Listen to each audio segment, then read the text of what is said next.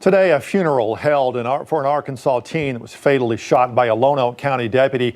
His case gaining nationwide attention. 17-year-old Hunter Britton was laid to rest in his hometown of Beebe, Arkansas. 5 News reporter Micah Wilson joining us live now and has more to talk about how prominent civil rights activists joined this funeral. Micah? Yeah, Darren, that is correct. Among Britton's family was civil rights activist Al Sharpton, as well as the family's lawyer, Ben Crump. Now, Crump has been in several wrongful death suits and even winning in Trayvon Martin's case. He also represented the Floyd family during the George Floyd murder trial. Around 1 today, family, friends, and even strangers gathered inside Beebe High School to lay 17-year-old Hunter Britton to rest. We're here to mourn, but we're also here to celebrate.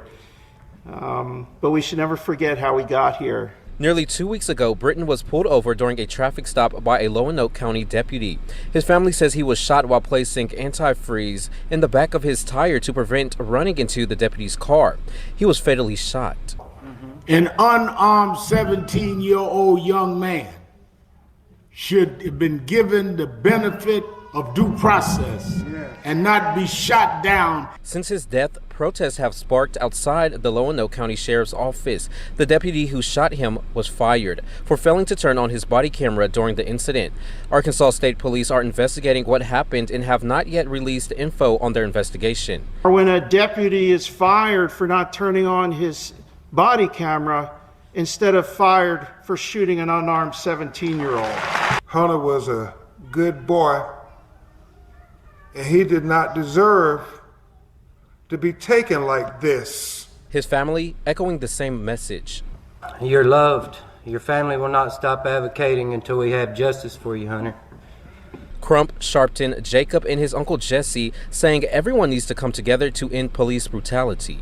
The issue of policing is not about black and white. It's about right and wrong. Also during that funeral, several of Hunter's friends, families, and even strangers took to the stage to share memories of him, as well as memories of them losing their loved ones as well. I'm live in Fayetteville, covering news where you live. Mike Wilson, 5 News. All right, Micah, thanks. Family ended the funeral by taking a last look of Hunter and escorting him to his final resting place.